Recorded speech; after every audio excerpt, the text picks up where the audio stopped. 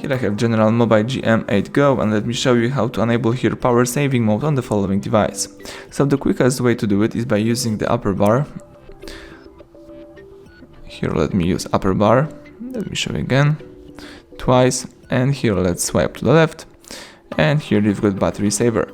So let me tap on battery saver and just activate the battery saver. If you would like to switch off power saving, let's do it again. If you would like to change the settings with battery saver, let's hold down the battery saver for a longer time, and here you've got some battery information. Here you can also scroll down to see more info. You can also here use battery saver.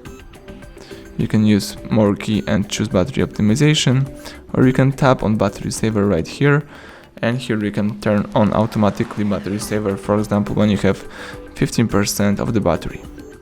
So that's it, everything went well, thank you for watching, please subscribe our channel, leave thumbs up under the video.